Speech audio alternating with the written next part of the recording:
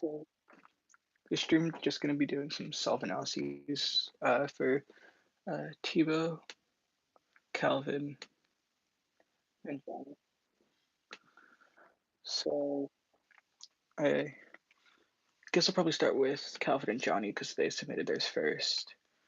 Calvin actually gave me some reconstruction, so I'll do his first, just get it done quickly. So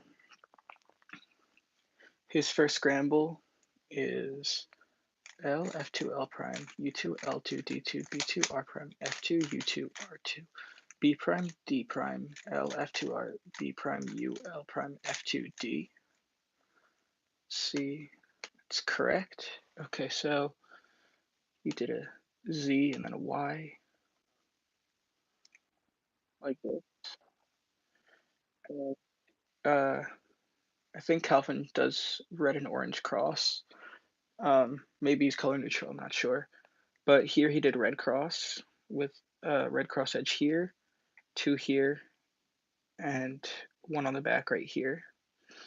So we did an F2 D L prime D prime, which I mean isn't a bad solution, just probably not how I do it, just for looking into like first pair purposes, because this is very simple. So what I'd probably do is L prime D prime F2 allows Calvin to look into here.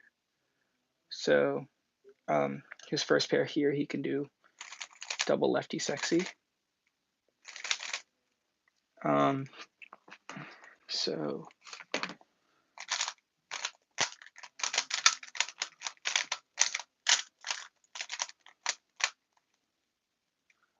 So following what Calvin did, his first pair was, let's see, L U prime L prime U2.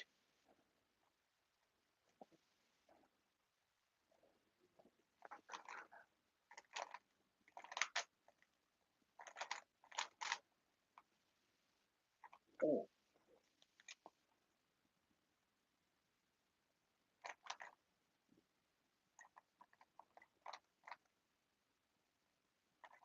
So this one right here. And I mean, I don't really see it, but that's because I don't do red cross. But I'm not a huge fan of that solution just because it's 7 moves and requires a rotation. So I'm gonna see what that does.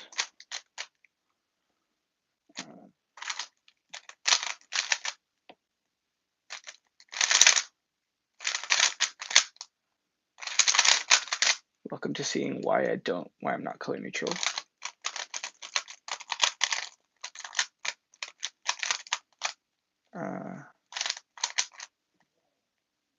So right here. For the most part, I do this for like 2 gen like this. But I will do his solution sometimes just because it's a little bit more move optimal. But I do prefer the 2 gen version, and I think he should really change it based off the situation. But when the pair's like this, I definitely understand splitting it up like this. So I mean, he can do whatever he likes. I just mainly choose the 2 gen one. But for that situation, I probably would have done the move optimal one. So for his next pair, he did. Let's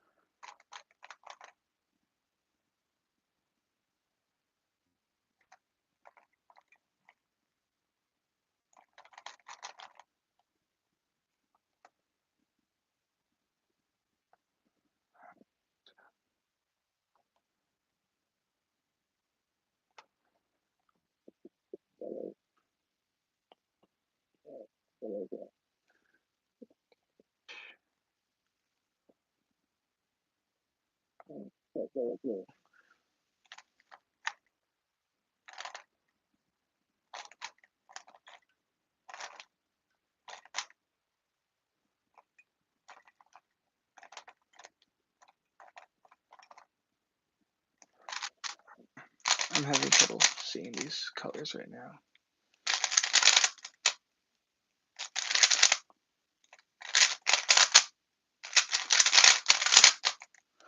Um,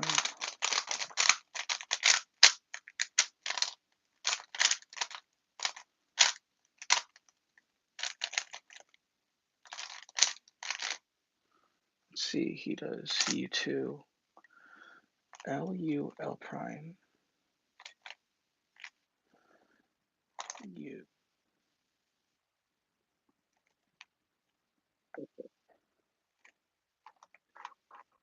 So he has this case right here,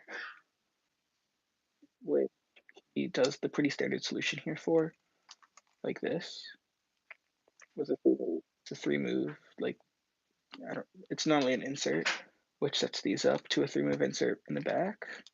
And I like how he's inserting them into the back. That works really well. So for his next pair, I'm hoping he does this one because it's pretty easy to see. And this pair is back here. And let's see, he does a U2. Okay, yeah, he does. So I don't know how fast his transition was right there because these are reconstructions, so they're a little bit easier to critique than videos. And he does this, which I don't know how I feel about inserting it like this because his next pair is right here, which just like keeps the orientation because it's 2-gen. So here I might have recommended sledging, but it didn't really make a difference because there's still only one edge. There's still only two edges here that are oriented. But if he did it like that, he got this standard OLL. If he did it like this, okay, yeah, so I mean, obviously he didn't know which OLL he was going to get because this was like a 13 or something. But in general, I think that sledge in there would have worked better. But here, just doing the regular insert gives you this OLL. So he did U. Okay, something weird about this OLL, but a lot of people do this ELG. So it's like, here from a different angle, it's like this. And I don't actually use that ELG. Instead, I'll do the inverse of the sexy sledge. So it's a hedge inverse sexy. And here it gave me a V perm, so obviously that's bad. But and based off corner orientation, I probably would have saw that it would have given me a diagonal.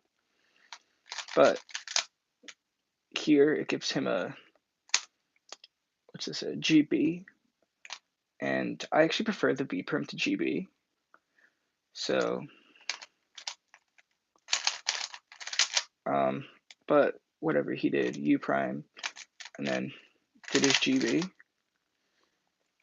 So back to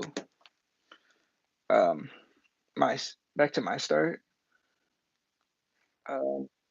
Next pair, it's most definitely this one right here.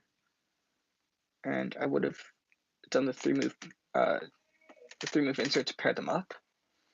And then insert it into the back here, which I can do L2, F prime, L prime, F prime, F, L prime, which inserts it into the back. And now I have this pair right here, which I can easily look ahead into and insert. So right now it gives me an empty slot in the back. So I have two possibilities here because I see this edge right here has to go in here. Sorry, this is a bad angle. I don't have anything I can put my tripod on to make it higher. So I don't know, I'll just hold it here. So I have this edge here, which needs to go here. So I can either rotate, I do like a Y2 or I'll do gen thing, which would probably be long, but I could easily do EO. But if you don't want to do rotations, you can always just hold it here, do an F, and then do the and then do this thing. So right here it look like F, R2, U, R2, U prime, R2, F prime. That gives me this OLL, which isn't bad, but not great.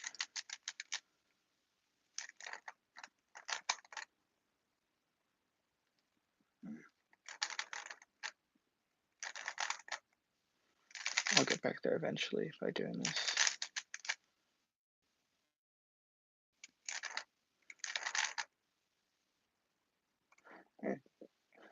But what I probably would have done just for the EO is I would have just see if I can get it back to similar. Something similar. Yeah, this is a pretty similar case.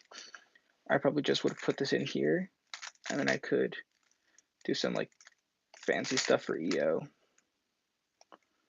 And that's what I probably would have done. So now here, I have this COL case. It's diagonal pi. So you recognize it because here the headlights are the same and the not headlights are opposite. And here I have opposites here. So of the two like diagonal pi algs I know, I'd probably do the slower one because it would just lead me into an H perm. So it's RU to R prime and a bunch of sledges RU to R prime. That did not lead me into an H perm. I forget what that alg does then. So it leads me into a Z perm. So okay, here's the same case, but if I did the other alg, okay, I probably would have done the other alg then. So I need to relearn what that COL does. But that was like a really good last layer. So that's what I would have recommended instead. Basically, I always opt for EO and then COLL or ZBLL. Just because I know them and I find that my EPLLs are very fast compared to pretty much all of my other PLLs. But that's just what I would do for the first solve. And I mean, overall, it was a pretty standard solve. A lot of the F12 pairs are pretty standard. There's not really anything different I would recommend.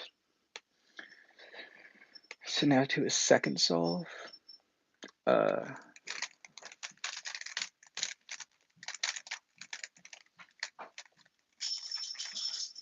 So here we did x2, z. Ooh. Okay, so pretty much just before even looking at this, I mean at this, at his F2L or anything, I just got to point out this cross. He has two rotations in here as well as wide moves and F and D moves. So at that point, I just recommend switching to your opposite color. Like here, he does R, U prime, R. Then he does a Z2, which is like that. U prime, and then inserts these two pieces right here with an F prime, R prime, F prime, and then a D. So for red cross for that, I'd probably do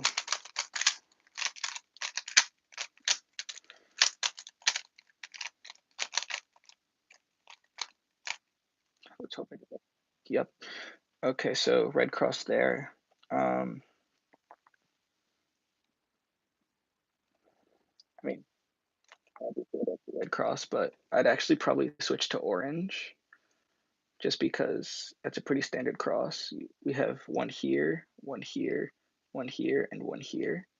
So I can set three of them relative to each other in three moves, and then insert the last one in three moves. So it's a 6-move cross, rotationless compared to what an 8 with 2 rotations. So, um, I mean, always look out for other cross colors, especially if they're opposite and you're not color neutral, because that makes it a lot easier. So, I just need this orientation. Okay, so he ends his cross in this orientation, and right here, I mean, there are two pretty standard pairs. You can either do the white blue right here, or you can do the yellow blue right here. And I guess probably a good way to do this would be to do yellow blue first, and then white blue, because it sets up your two back slots being solved. And I do yellow blue first just because with a flipped edge in the back, there are a lot of good cases. There are a lot of good like allos for cases with any like orientation of the corner compared to this case, which doesn't have that many good algs. So I do a U2, F U prime F prime, L prime U2 L. Sorry, L U2 L prime, which sets me up to this right here. So here's the red, blue, and white, and here's the white and blue edge. So I'd probably just take it out so red's on top. And then when you have a flipped pair in the back, you can do so that's R prime U, R prime F, R, F prime R, which will solve that pair in the back. And now he just has his last two pairs like this. So here I'm just looking for EO for like a good EO, but um I guess here just because doing some like F move stuff wouldn't solve EO, I'd probably hold the pair like this and do the 5 move insert. It's 5 something move. Oh, it's like 6. R, R wide, U, R prime, U prime, M, which then leads me here. So I can rotate and I do double inverse sexy. And that gives me a good OLL. So it's, if I hold it like this, it's F, double sexy, F prime, into a JA. I do my JAs. Some people might call it stupid, but I think it's better just to do the lefty JB alg. So I went over this with my self-critique of Paris Dorn, but the way I finger trick my J-perms is I kind of center it all around this thumb on this corner. So I grip this corner and I do pretty much my first 4 moves just with these two fingers. And then I can do a sexy pretty much all based around this thumb. And the rest of the alg flows through just using my 2 pointers and this thumb. So slowly it looks like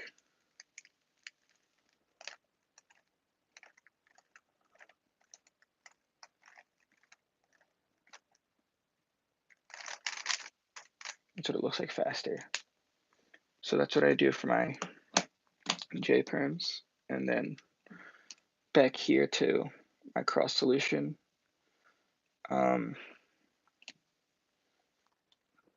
probably would have done this white and green pair first, just because it's 3 moves to pair them up, and then I can sledge into the back. And then I would do the what's that, white blue, where I can pair these up, insert, and bring this back down, which is pretty much objectively optimal. So the next pairs here are very simple, and it'll actually solve EO for us, I believe, if I'm tracing this correctly. So the next pair here I do is the yellow blue, in which I have a yellow piece in the back here, yellow here, so I know I can do L prime U L to pair them up. And then my next pair here, I'm doing my yellow green, and I have orange on top, and orange is my cross color. So I can pretty simply do a 3-move insert. This is pretty standard stuff. And then I can sledge here for a bad OLL, or insert here for another bad OLL, because they're both awkward shapes. But here, this is a pretty standard EO, and it's not slow, really. And that actually gives me a nice ZBLL here. So this ZBLL, if you hold it from this angle, you notice it because you have flipped headlights, and these two need to swap. So you do F, Y perm, F prime, and that's the case. So it's pretty similar to R prime, Y perm, R, except it's just a U perm away. So instead it's like this, F, Y prime, F prime. So that's the second solve. Man, if I could do half an hour, that's insane.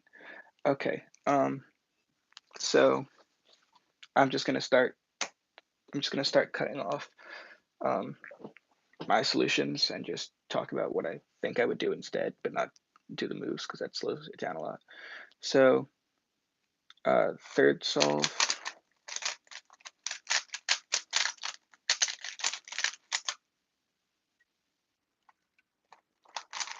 Let's hope I didn't mess that up.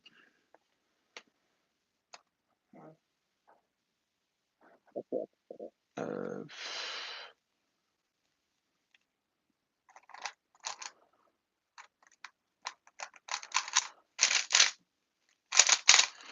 and I self-crossed incorrectly. There's going to be some major hacks here. Watch this. So adjacent, 10 S and M moves. It's solved. Hacks.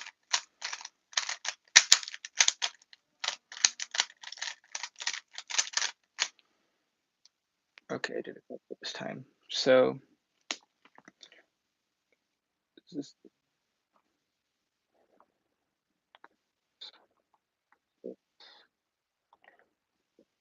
okay, so this cross solution, I can already see what he's doing. So he does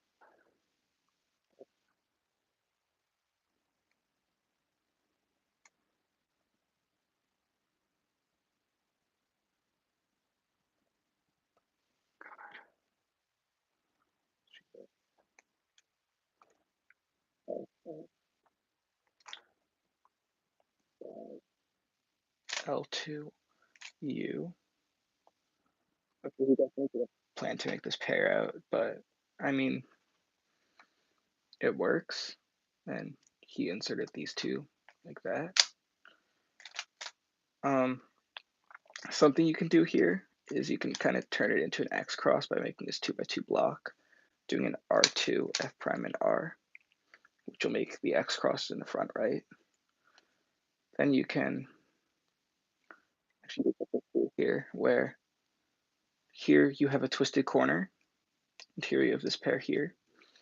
So if you do a D and a U, you can keyhole two pairs in. Whoa, that's a third pair here made. So insert that like normal. You get this OLL, which is the nice wide move one, into GB. So let's just look at that again because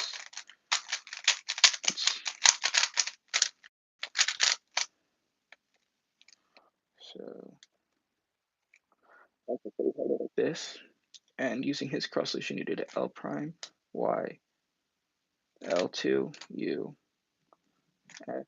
And then here I recommend inserting this F2L piece back here. So now here in this twisted corner, he can do this sort of like keyhole thing, which I actually use keyhole a lot in my solves. So even if I didn't see that this piece was solved, I probably just would have done a U2 and put this in.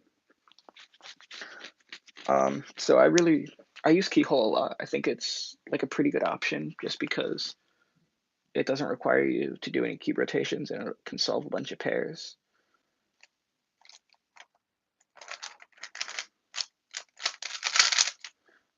But so for the OLL I showed in there, just in case you don't know it, Calvin, it's wide R U prime, wide R2 U, wide R2 U, wide R2 U prime, wide R. And the opposite is basically the same thing, but from the back. This is a pretty good read gripless case because you're only using, it's basically 2-gen, except with wide moves, so you're really only using your right hand for wrist turns and flicking U with your left hand, flicking and pushing.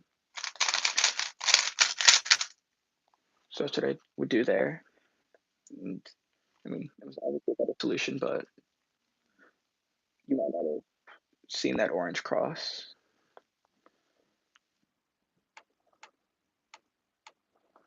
So, funnies, okay.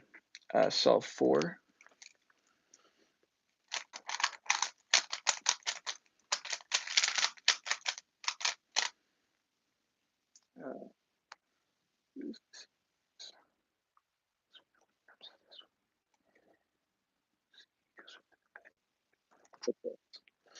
So he did U prime. Okay, so this red cross edges here. This one's opposite. These two are relative to each other, and then there's this one back here. So he obviously did the pretty standard solution here, which is U prime R2 F2, and then insert this last one. And I don't really have any problems with that. That's a pretty good solution. There's not really anything better. So this first pair, I mean, I can obviously do this pair right here and solve it into the front. But my other thought was this pair right here, this yellow red, and solving both of them in the front I don't think is good. So I'd probably just opt for the 2-gen one, which is this one right here. So I'd take this corner out by doing L U L prime, U prime, and that sets me up to this case right here with a split there. So here I'd probably rotate and do this pair right here because this is another possibly 2-gen pair, just depending on how you want to do your insert. So here, because I know that Sledge will flip this edge, and this is a better pair with a flipped edge, I'd probably Sledgehammer it, just so I can get this good pair. So this is what I already showed off, but it's basically when you have an L prime into a solved pair here, and it goes in this. So it's pretty standard. You just do an L prime, insert here, L, and then this last one right here. We're not going to get a fully solved EO, but we'll get a line, so you can narrow down your OLLs right here. Okay, that's something I need to talk about. Just like figuring out your EO and where your oriented edges will be really helps you with OLL recognition because you don't really have to look at the top to see what kind you're gonna get. So here, this pair is very standard. It's 3 moves, and then you can do RU2 R prime. So right here, we got this OLL with a full bar on the left and a pretty much like dot on the right. And again, we're left with a JA, which I talked about earlier. Sorry, I'm rushing through these solves. I just need to get through a lot before the Eagles game. Parents start screaming whether or not we won or lost. So of Calvin's average.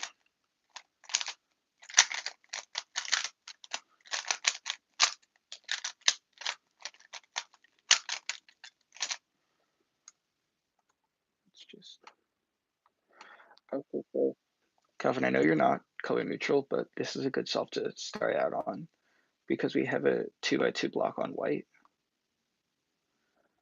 So you can, and we have this piece right here. So if we R2, FR, and then I do a Y to U, insert this, and then D with an X cross plus this 3-move insert, which I mean, it's a good solve on white, but if you just want to get used to solving on white, you should probably do 2 cubes, one with red on top and one with white on top for the scramble, because it'll really help you get used to seeing all the F2L pairs. But don't rely on the cube with red on top. Um, but switching to color neutral, especially for solves like that, is something I recommend, even if it's on cam, because it'll help me give nice critiques. So the next pair right here is pretty obviously this one, this orange and green, which I insert into the back. And here, like I showed in Calvin's first solve, I have this pair right here, which I can do 2-gen. But since I have it here, I'd probably just do the more move optimal version because it's a lot faster, and it'll give me a solved EO when I sledge this at the end. So this next one right here, I can do L prime E to L and sledge, which gives me this right here. So since I see right here that I have this block, I'm actually going to do the lefty version of my COLL alg. So my COLL alg it's a soon followed by this, and it has a block right here on the left and a solved bar on the right. So I know that doing it like this, lefty, will actually skip. So it'll be a soon followed by the T one, like the commutator T case, and that'll solve my cube for me. So this was a pretty good solve, mainly because it gave an easy X cross into a 3-move pair, um, a pretty close to optimal F2L pair, solved EO into a ZBLL. So I mean, obviously you can't tell that from the front, like from the start, but definitely work on taking advantage of solves where you get blocks, even if they're not on your color, especially if they're lined up. Dang, that's an easy scramble.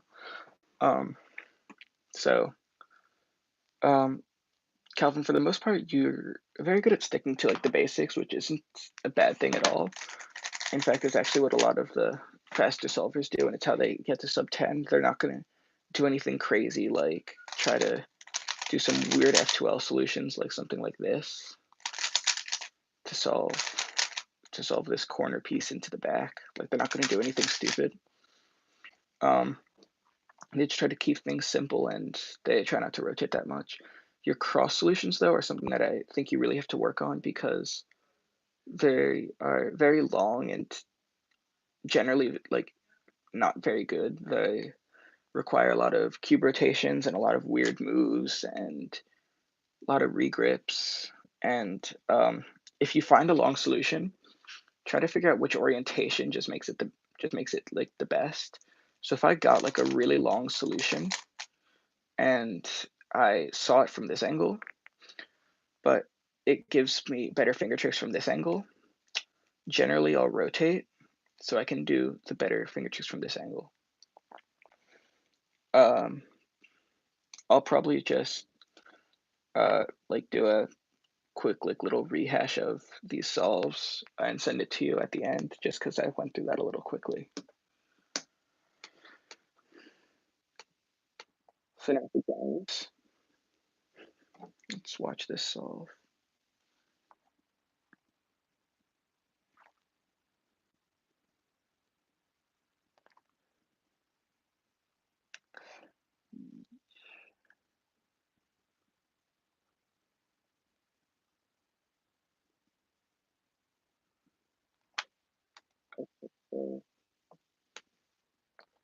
That first example is on screen right now.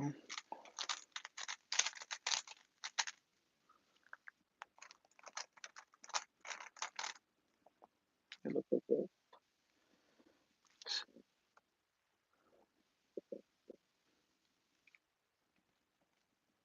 So started with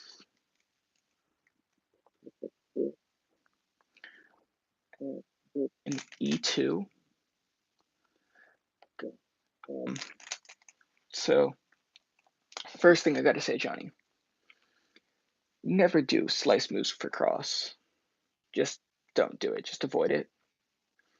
So here you did an E2, L prime, B, C.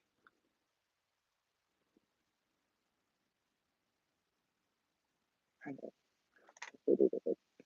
did an F prime, D, L.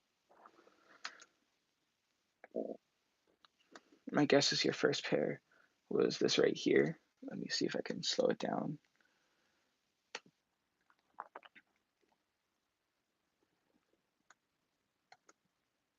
Yeah, so your first pair is this one right here, in which you set it up, in which you did a 4-move insert to set it up to a 3-move.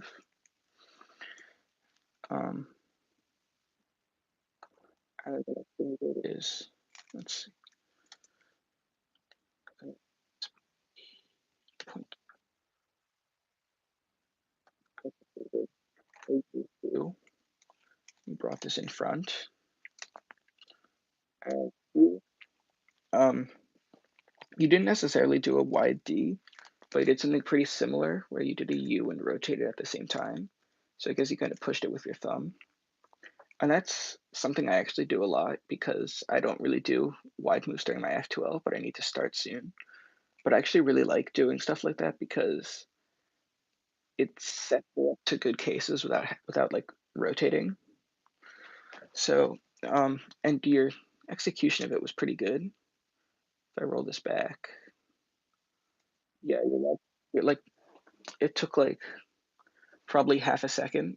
I've slowed this down to quarter speed. So, and then you had the same pair as earlier with this setup. So here you're kind of faced with a dilemma because you can solve this pair right here and mess up this pair, or you can solve this pair here and kind of mess up this pair. So let's see what you did.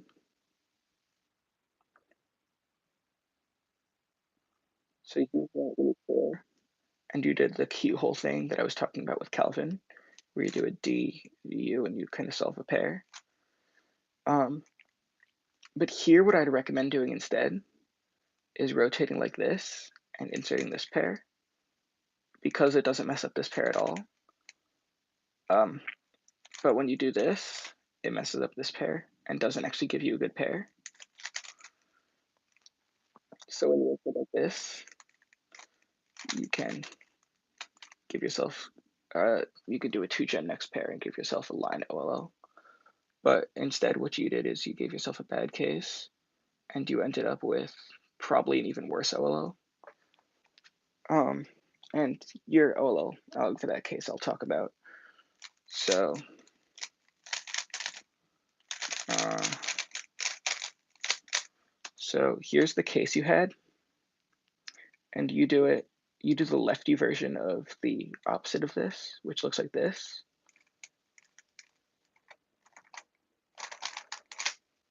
But instead, this was actually the starter algo I used. I switched to yours for a little while, but I came back to this just because it's so much faster.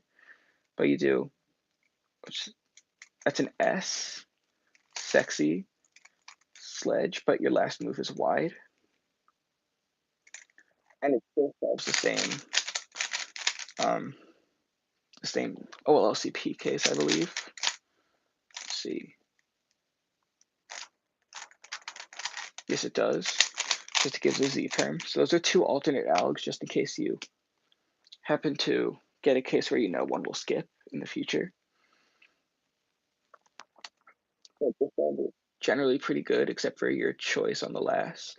And here you got a T-perm. So if I do a T-perm, let's see,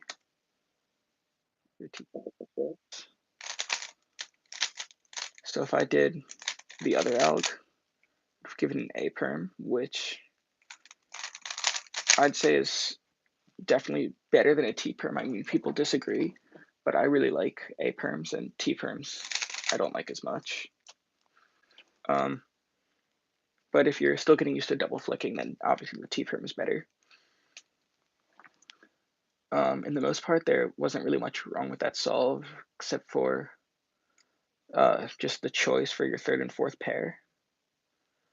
Well, there's not really a problem there, and it's 11.1, which is almost a second faster than the average of 5 that you sent. So, I mean, definitely not much I should really say about that. I mean, it's definitely a good solve. So the next scramble is on screen right now.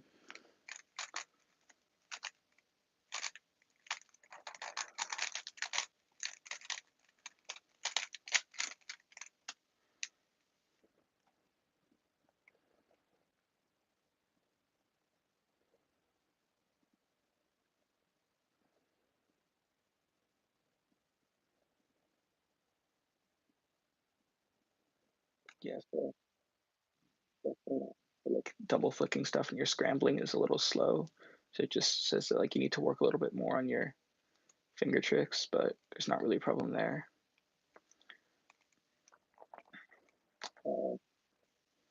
This is a very good blue cross case, just in case you want to work on color neutrality.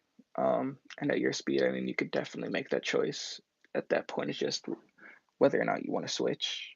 I definitely recommend switching earlier than switching later because it makes it very difficult. I tried switching multiple times, and I gotta say, the first time I tried to switch was definitely the easiest. So your cross here, I mean, I think I know what you're gonna do, but I'm not sure.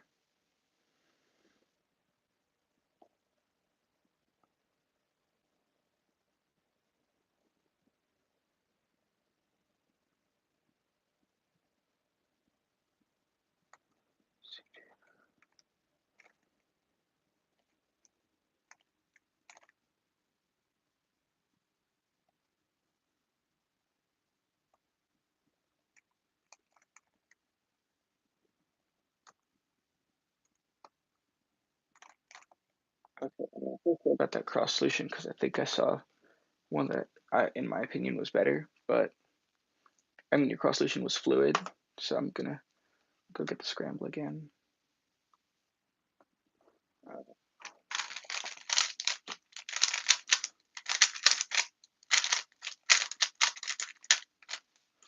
So for my cross solution,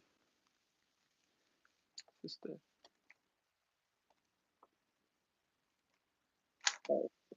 okay. So what I would have done is I would have held it like this, inserted this white and orange, done a D, then inserted this right here, and then put this piece right here. And the reason I would do this is because um, it was rotationless and didn't require any wide moves, but also I could look into this first pair right here, just take it out and insert this pretty standard. Whoa, slot here. So to multi-slot here, you just want to keep it 2-gen. So you'd allow yourself to get something like that. And just required one rotation. So yeah. Let's go back. So looked around the cube a little when you were looking for your first F12 pair. So you went a little bit like this to look into the back. Um, I know JPerm has a video about um, like deducing which colors are on the back slots without having you fully rotate, and he also talks about like tips to not have to like look around for your first pair. And I mean, I don't necessarily know why you didn't see this pair right here when it's kind of obvious that either this or this will create a correct pair. Um, so your solution here, okay, so what you did is you took this piece and you split them up like this, which is a 6-move split to a 3-move insert, whereas I do it a little differently, which doesn't require like that weird R2 from this angle. But I mean, if you look over what I said to Calvin, that's another alg you can use for that case. Okay, so right there. Ooh. Okay, so here you rotated. I need to watch that solution again. Okay, so here you rotated, did U R to pair these up. And you did prime F prime. And I put it at the back. And I mean, it's a weird solution, but there's nothing wrong with it. And during your next pair, twice. Once after doing the D right here to make this, but then once you took it out right here, you had like pause, I'd say probably around half a second to a second before doing the pair. And did a U3. Let's see.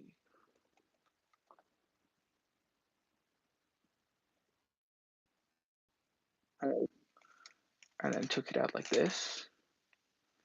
So you can I just prefer pairing up pieces instead of leaving them to inserts. So I would have done it like this, which would pair them up. But they're both good solutions. And if you know, what's it, Magic Wonderful with the 2x2 block, that could definitely be helpful. And then like that, and you had a bit of a like lockup, but that's not really a problem. It's just more like turning issues. And the normal Fatsoon here, which gave you this PLO. So let's just see what alg you use. Okay, you got to switch algs, mainly because this is just one of the better G-perm algs, and I don't like the one that you use there. In most people's opinions, it's a lot slower. This is actually the only RUD G-perm alg that I think is actually worth it. But this one you start with a D prime, sexy, but you do a U prime and the D at the same time. R2, U prime, R, U prime, R prime, U, R prime, U, R2, U prime. So slowly that looks like this.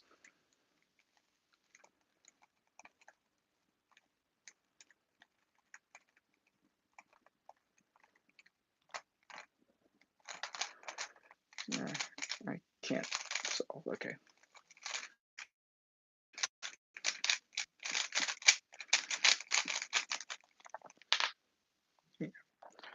So I recommend pushing Alex there just because I mean you're righty and you're doing a lefty dependent alg, which gave you a solve almost a second longer than your average, which definitely isn't based around the G perm, but definitely switch.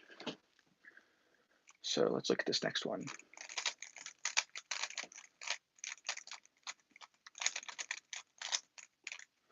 So really the only thing I have to say about that solve was your cross solution definitely was not the greatest it could be, but also not the worst. This cross, let's see what I think. I found a pretty good solution.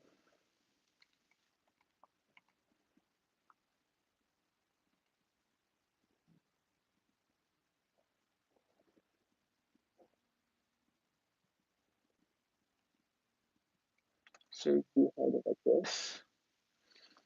And let's probably involved. Okay, no, it started with a. Oh, this is weird. This is one of the things I was talking about for Calvin, where he had a solution, and this one's heavy. This one's heavy on the F and B moves, where if you just rotated, it would be heavy on the It would be heavy on R and L moves, which are generally a lot easier to do. So here he did U prime, FL, F prime. Let's see. Okay. Did a wide move, then an R. Both players here, you can either do this one or this one. Both of them are very easy. In terms of multi-slotting, none of them really lead to a good case, but I'd recommend doing this one because it inserts into the back. And let's see what he did. Okay, so what Johnny did instead was he did a U prime and did this red and blue pair, which did a insert here, and then rotated and inserted it into the back, which isn't a bad solution. So the next step we did right here was this orange and green. Let's get that in frame. Um, I mean, generally solving opposite F12 pairs is kind of awkward and not really preferred. But if this is what you saw, I can't really change anything about that. And it's definitely one of the better options. Like the only other option is this pair in the back, which would take a lot of like time to look ahead into. So doing this pair, uh, it's pretty much your best option. So we did that like normal, and then inserted like this.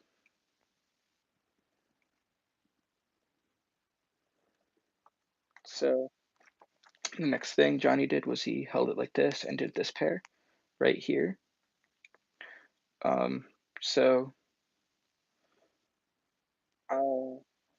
I'm actually not sure how this pair is going to affect this one, but I know that doing this pair um, and then doing this pair does like multi slot pretty well to allow you to um, solve EO and get a good last pair. But whatever, he did this pair, which still solves EO because both of them were 2 gen, and he has this right here. Oh, okay. So you had a little bit of a like I don't know, like a brain fart, a little bit of a mess up where you did an F and then an F prime, probably just thinking that this was a different case, and then went into here. So right here, um, you have a nick loss, which I went over recognizing with Paris is based off different inserts. But here, it would be lefty if you held it like this, but since you got it from this orientation, and you can tell by these two being the same and these two being opposite, you can tell that you have a nick loss, and you can go into it from the back, which gives you a U perm. Instead, you did a U perm and a U and an anti-soon, which gave you a JA. So definitely the better last layer here would be to do a back nick loss into U perm, and there are a bunch of different ways to do U perms from this angle. You can do 2 gen, which is basically the regular 2 gen one, but from the back, or you can do the MU one, which is actually what I use from this angle, which is M2 U prime, M prime U2 M U prime M2. So again, it's M2 U prime M prime U2 M U prime M2. And I already went over JA finger tricks, so I'll talk about that. And your JA, you did the same alg, but your finger tricks weren't very good. Sub 12, I'm pretty sure is still pretty good for you. I need to check your official results, but I think that's what you were going for at New Jersey Champs, so there's definitely nothing wrong there. Okay, I'm not sure what that is. It's probably just like keeping your fingers warm or something before the next scramble. Yeah.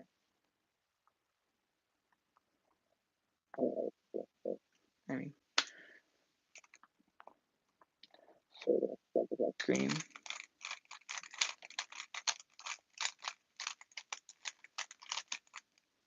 Actually, I'm just gonna check with the chat right now, see if anything's going on.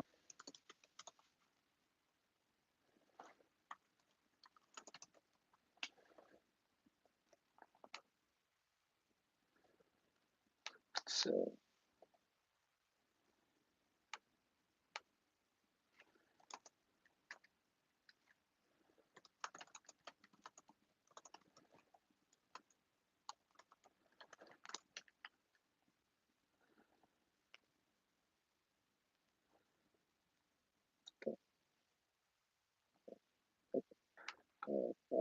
yeah, sure, you can send me a 6x6 solve. Um, Once I finish this up, my list will be more. Um, oh, hi, Lauren. So, let's finish up Johnny's and then I'll get right into Tivo's.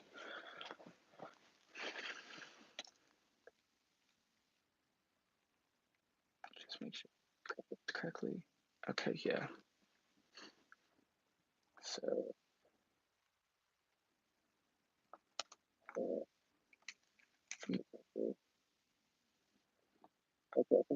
a good solution here.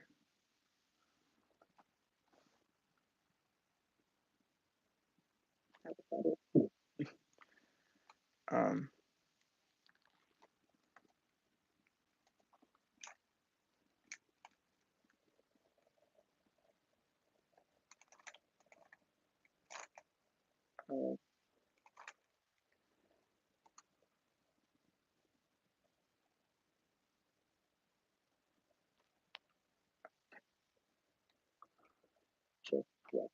instead. Um,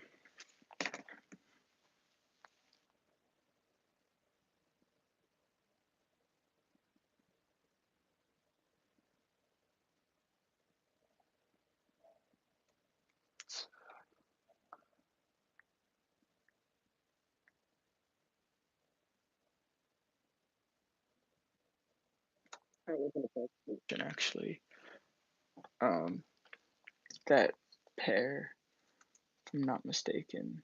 Let's see.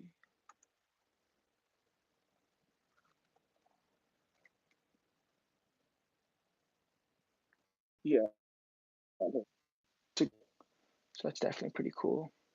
Um, I like that solution. And, well, this is pretty nice. I don't like that last insert though. So you basically had this as your insert, and instead you rotated and did when doing a sledge with solve EO. So that's definitely something I would have recommended, but it still left you with a pretty good OLL. That's actually an OLL where you can recognize it pretty much from any angle, because if you look at it from this angle, you'll notice this like sort of like, I don't know, like S or something, and you'd see that this is just a 1 in front of you. If you have it from this angle, you notice there's a 1 here. If you have it from this angle, you notice there's a 2 here. And from this angle, you're also going to notice there's a 2 here. So this is an OLL where you can recognize from any angle. So looking into the back is sort of an unnecessary, like, is sort of like an unnecessary pause that you should try to cut out of your solves. So learning OLLs by just one angle is something you can definitely work on. I'd say if you're trying to push for sub 10, that's definitely something you should work on. So after doing that OLL, you have another look into the back for your art perm when two-sided PLL recognition. can get you there right now just by seeing this block here and these opposites here. That'll let you know that it's, what's that, an RB, an RA. I think it's an RA. Ooh. Honey, don't say yes, Papa. Please don't. So this was the case you had right here, just different colors, but you did a U prime and then did this algorithm, which left you with an AUF. But when you have it like this, and this lines up right here with the headlights, you're not going to have an AUF for this alg, which is actually a much better alg. So it's R prime U2 R U2 R prime F R U R prime U prime R prime F R2. So just to make sure I didn't say anything wrong, I'm going to do it slowly.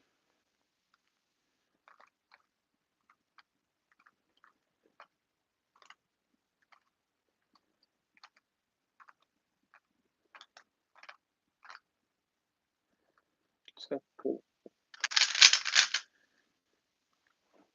One of the faster PLL algorithms, especially for the R's.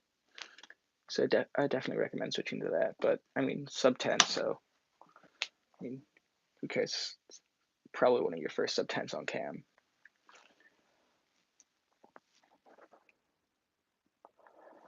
So I think the last solve. Let's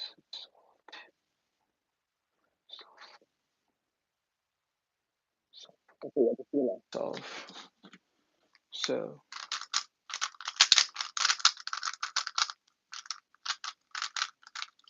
again, scrambles on screen. And oh my god, there's so many good possibilities here for cross. I'm just going to see what you do.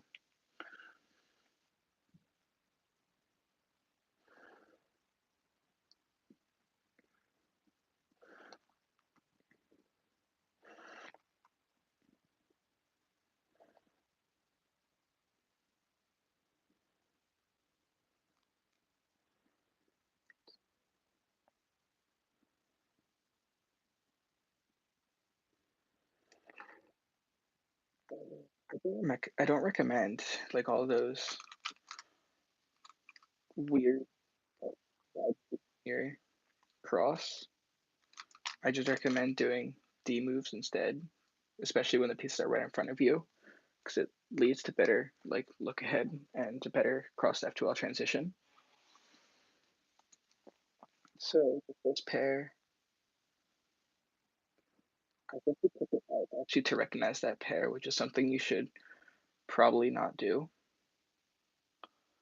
And pull into an opposite pair. Again, opposite pairs aren't really recommended, but keyhole I like seeing, especially for advanced solvers. Like, I'm not saying keyhole's a good method for F2L. If you do it for all of your cases, it's definitely not fast, but if you do it at the right times, keyhole's definitely like one of the better beginner F2L techniques. And here, that's just a weird AUF into a weird alg. I recommend just doing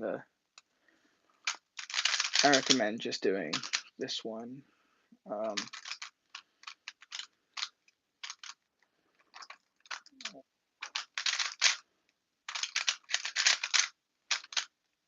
Just when you have it like this, R prime to pair it up. There's no problem there. With that OLL alg, actually,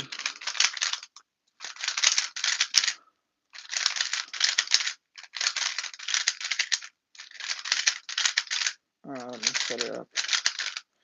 So, an alg I learned from AJ Camel, which is actually not my main alg for this, is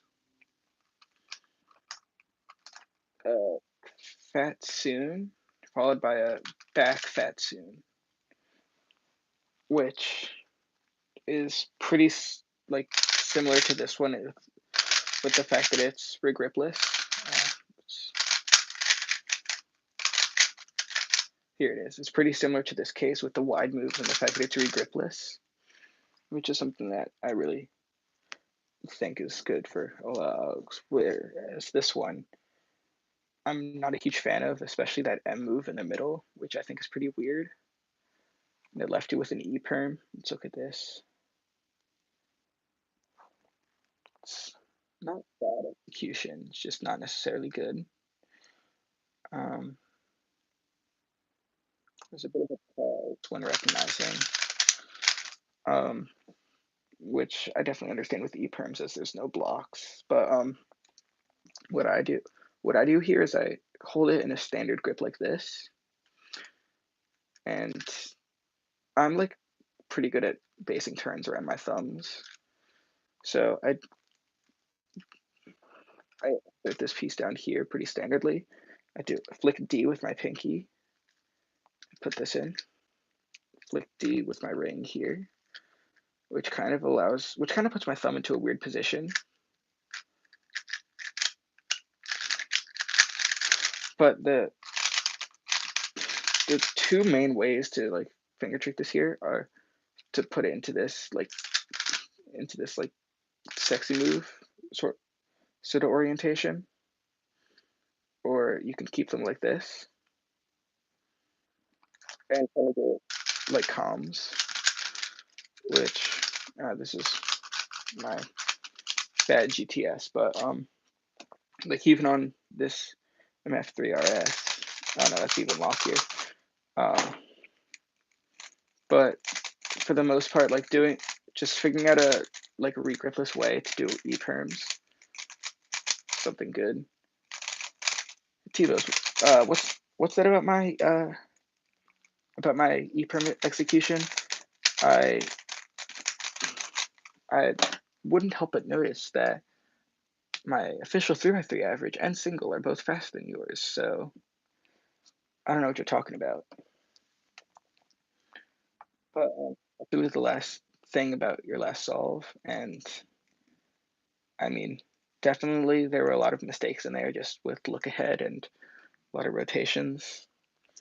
Um, but I definitely think that like most of your solves are pretty good. There's not really much I can say about that. Like Paris's solves, wow, he's gonna hate me for saying this, but like even though he's very fast, like that's his solves are very inefficient, and there's a lot that I could point out here. But I've noticed that like your solves and Calvin's, they were both like very efficient, and there wasn't really much wrong with it except for just like your crosses and your look ahead.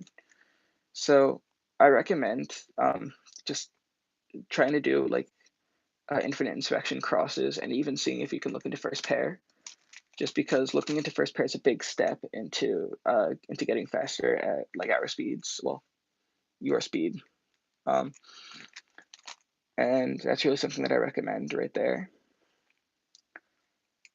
There's really not much wrong I can say about this except for your turning and your turning. It's pretty locky. I know you're using the GAN X, so I just recommend trying some other like customization settings and see if you can get any of them to really fit your turning style so everything's really fluid. Like there are almost virtually no catches.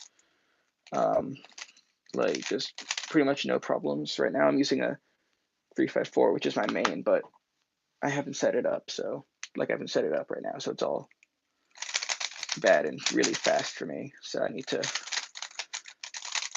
reset it up. Um, so that's all of it for Johnny's.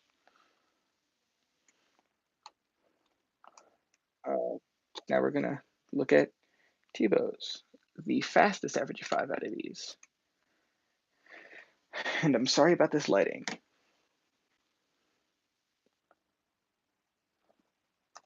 Let me just get a goggle so I can actually see this. Ooh, and the description's in French.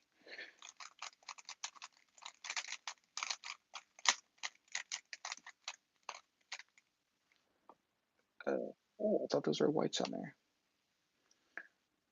Oh, so, so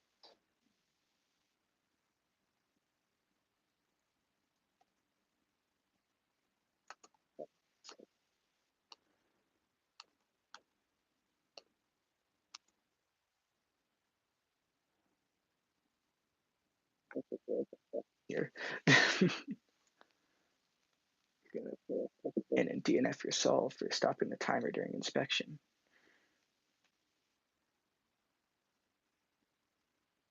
I like the cross solution, but I thought it was good just because it seemed pretty short. It's just about a second, which isn't bad for an 11-second solver. And the first pair was, oh, sorry, that second pair wasn't necessarily amazing, but it could have been worse. So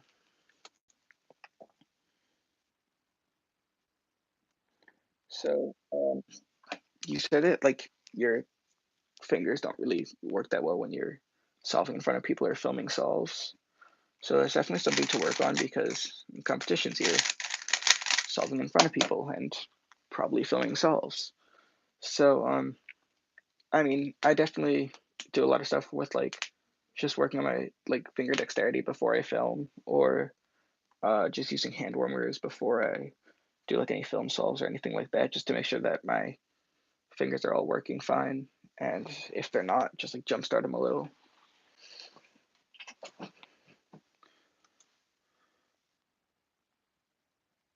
That was a good third pair. And you pretty much jumped straight into fourth pair to the point where I didn't even like see it at half speed. So that F12 was very good. It all seemed very efficient. Here you're left with a, if I'm correct, I believe if you do a U2, you'll be left with uh,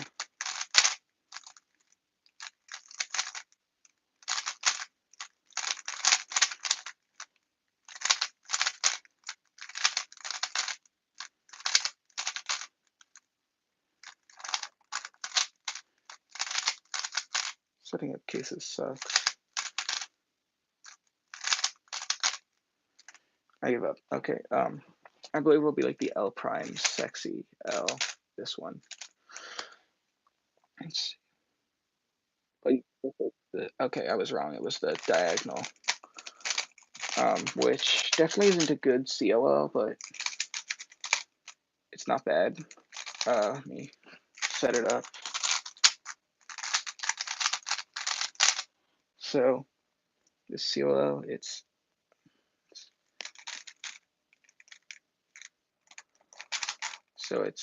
F R U2 R.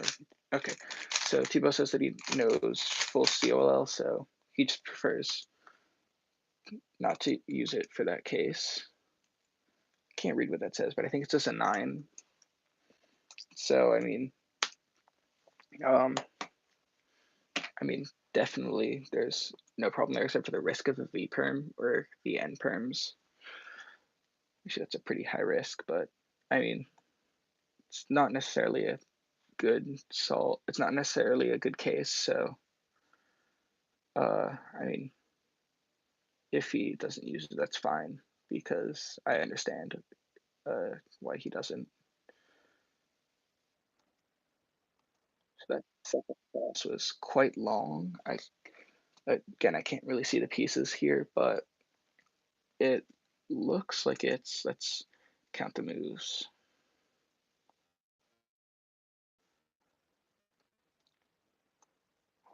5, 6, 7, 8, 9, 10. It's like a 12 move cross, which Dylan or JPerm has a video on how to solve cross in 8 moves or less every time.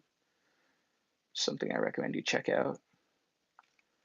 That first pair is kind of weird how you did it on the right and then set it up to a back in the left where you could have just done it all lefty.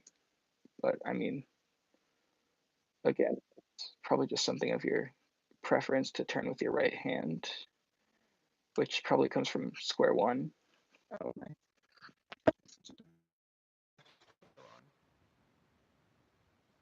how's the audio?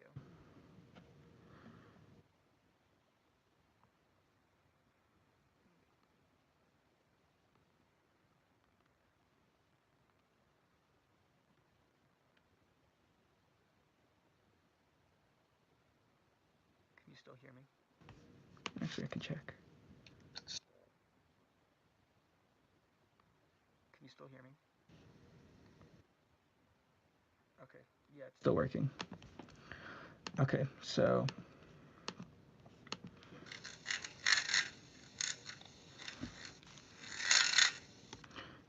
your preference to solve with your right hand comes comes from square one. Um, so this is one of the times when having a main event can kind of can kind of hurt you with other events. So I recommend just getting used to turning with both hands, which is partially why I use a ton of lefty algorithms as uh, amongst righty ones. But getting used to turning with both hands can help you with your F2L efficiency and fluidity without doing a bunch of weird stuff.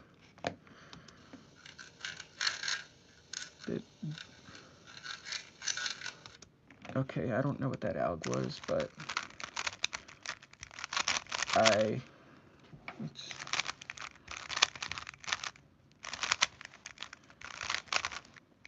so this is the case you had. So you did a U3, which is not great. And then you like this. I mean, it's the same alg that I use, just a really weird like execution of it.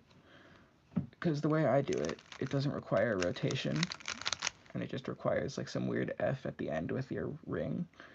But I'm gonna do it slowly. Let me just set it up. So, sexy like normal, except it's an R2.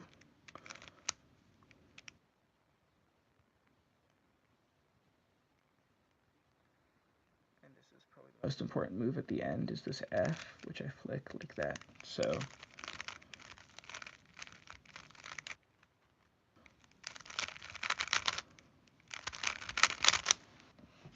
I mean, yeah, it's definitely better than doing like that M move at the end with the rotation.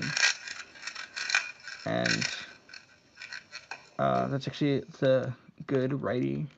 It's a good R perm, because doing the one that I talked about with Johnny only really works if it's righty, but here it's lefty. I mean, I don't use it, but it's a lot slower. Okay, so you turn faster with your right hand. I mean, definitely that's true for people that are righty dominant, but I still recommend getting to the point where like you're sort of ambidextrous for cubing, because it really helps. Ooh, I just turned off my computer, and I don't know my password apparently.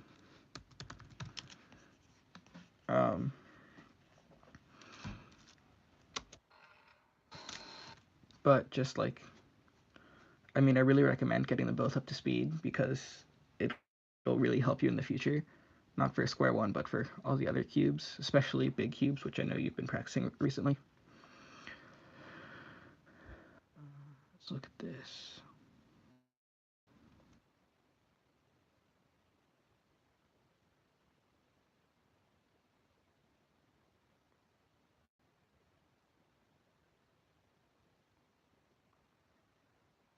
Seems like it was a 9-move cross solution. Oh yeah, yeah. No, your F2L is generally very good. Because you have a very good like cross F2L transition. Like if I slow this down, this is at half speed. I'm gonna slow this down to a quarter. I'm gonna try to tell you when I think you start at F2L. So keep in mind you're starting your solve at 117.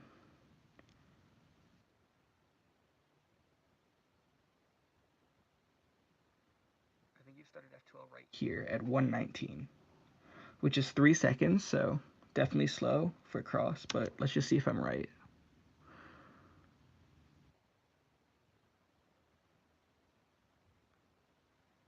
So 1 second later, you're done with 2 pairs, so it's definitely wrong.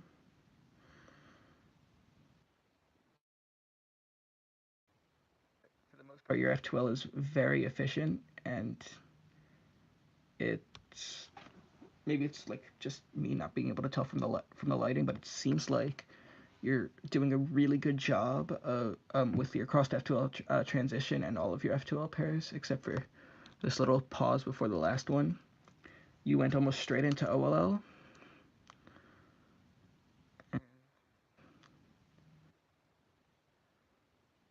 That transition was awful, but I mean, what am I to expect? You say that your hands mess up a lot when you're filming. No, your F2L is quite the opposite of awful, in my opinion. Like after this solve, I'll just do an example solve.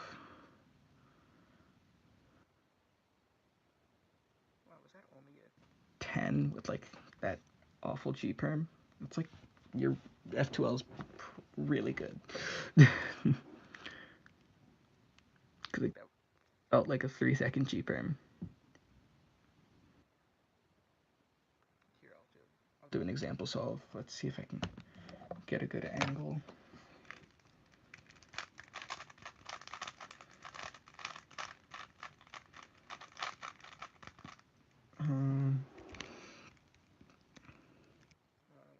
Stupid here. I'll do it.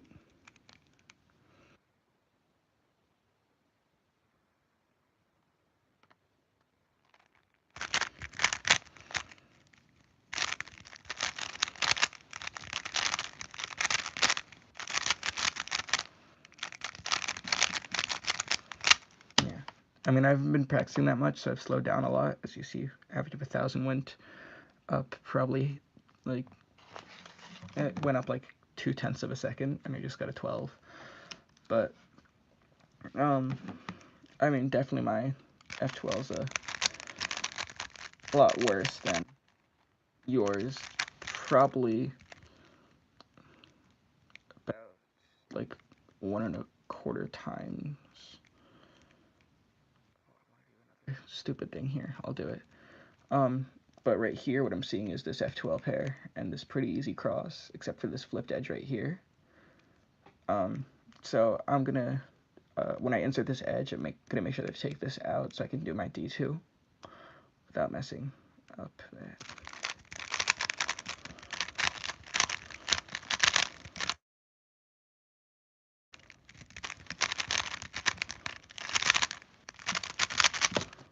Yeah, I mean, not an awful solve for me now. It's pretty standard. But let's get back to you. So, I mean, there's not much I can say about this mainly because I can't differentiate from your colors, but right now I'm just looking at the transitions between steps and your turning. I mean, that cross solution I can see just from it being this slow is very weird. How you kind of ended up doing cross on like front. And I mean, your turning is kind of choppy, but you're being able to like catch yourself at like a normal speed. So I don't see any okay, I see a problem there, but you're just having a little bit of trouble controlling your cube. You're using the GTS 3M, so maybe I just work on getting it to like getting correct tensions and correct compressions for you. Just because you're using a very good like customizable cube. I see what you're talking about with you practicing Mega. You just did a Mega PLL on 3x3. Please stop. JK. I mean, I sometimes use that, but that's just when I have the AUF correct. But you had to do the AUF afterwards, so I recommend just learning a bunch of like PLL algs. That sounds stupid, but like learn PLL algs from different angles because it's very helpful.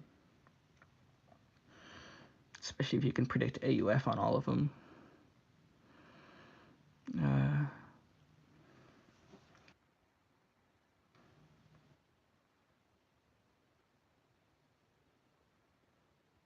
you prefer that alg over the other RU alg, maybe switch to the MU alg. I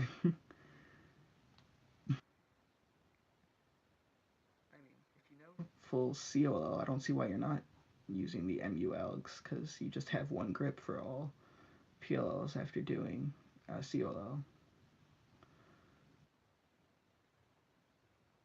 You do a lot of UU prime stuff and a lot of sledges and sexies. So I mean,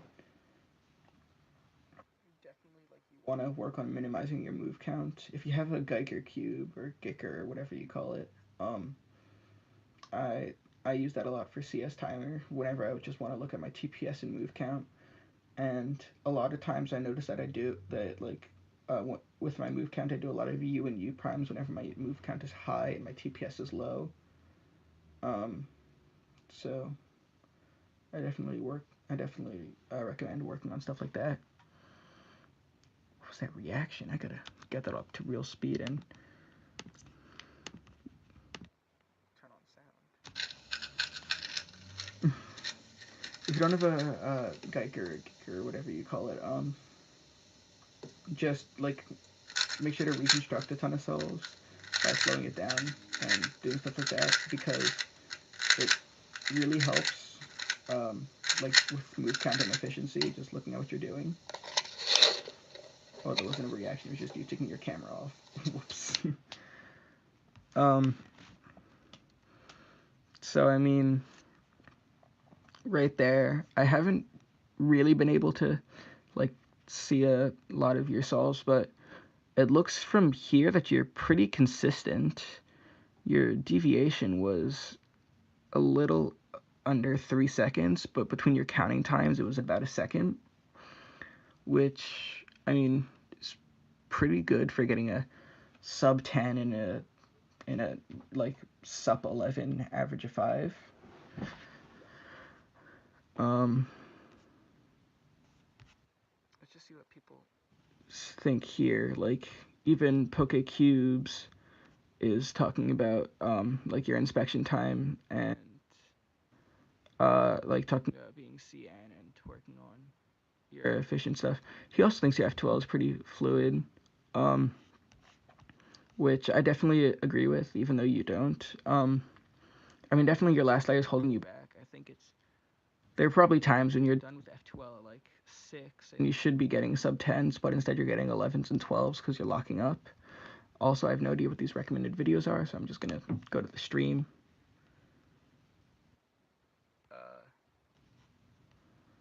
Find T-ball sub.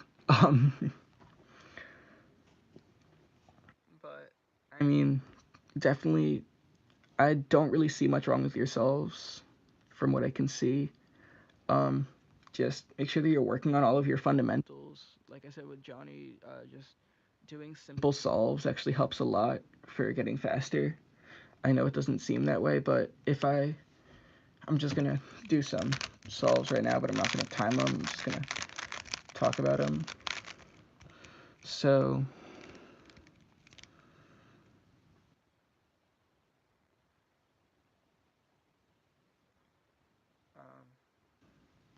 here I have cross pieces here, here, here, and here. And my cross is 1, 2, 3, 4. Actually, I could have done that better. 3, 4, 5, 6, 7, 8 moves, including ADF. And I'm going to go right into this right here and insert it into the front. Yeah, you basically just talked about how all of your, like, every part of your solve is bad. But, I mean, I definitely agree with your cross being bad and your last layer being bad. I'm not so sure about your F12, but you can work on it if you want because it's definitely the most important. It's definitely the most important part of every solve. So that definitely is what everyone should be working on, regardless of speed. I stopped counting moves, but I did like a very simple solve just with a bunch of simple inserts and F12 pairs. And for algs, like move optimal stuff isn't helpful, but for solves it definitely is. So now I'm just gonna do crazy stuff during the solve, like what can I do here? I can I can like cancel stuff in my F12 algs, which definitely gives the impression of me like doing fast stuff, but in reality, while I was looking ahead, it would take me a while.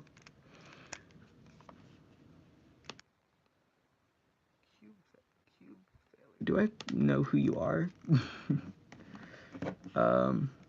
Let me look up if I know who you are. I'll see, but blind, not going that well.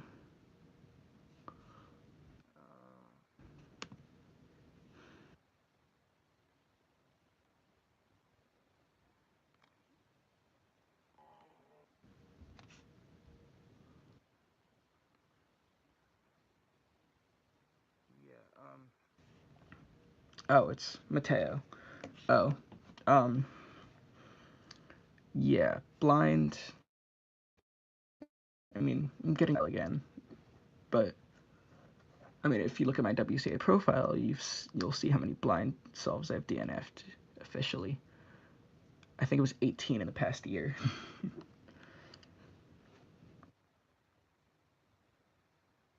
Yeah, so I mean, there's nothing else that I have to do this stream, so I guess I'll just cube.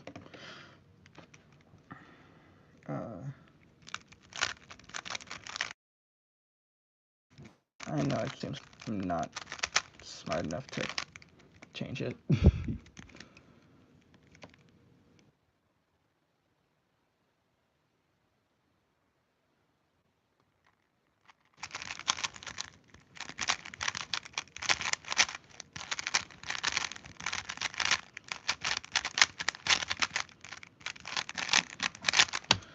I gotta start practicing again.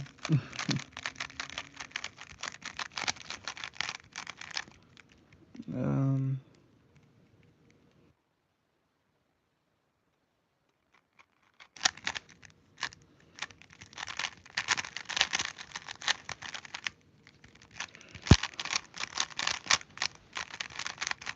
Yay, this is gonna be like a 15.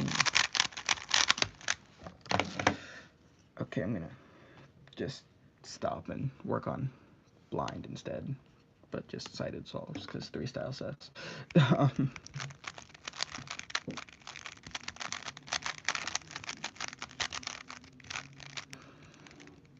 um,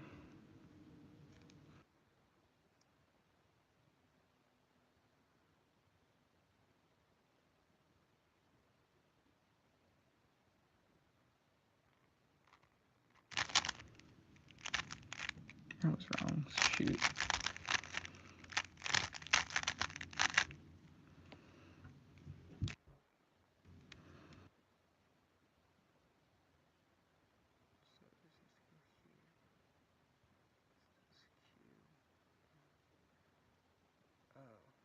It's that stupid solve buffer. Okay, so I'm just gonna do a U-perm. Stupid soft buffer.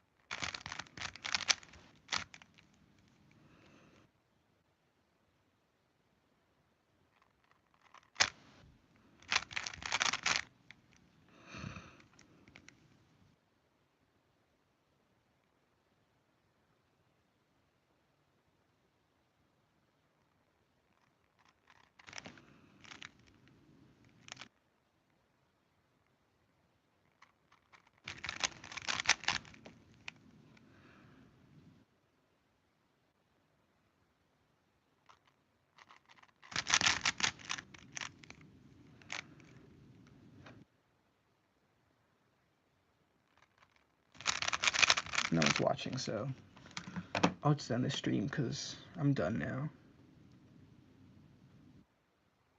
So, bye. I'll keep this on. And if you want to submit any solves, just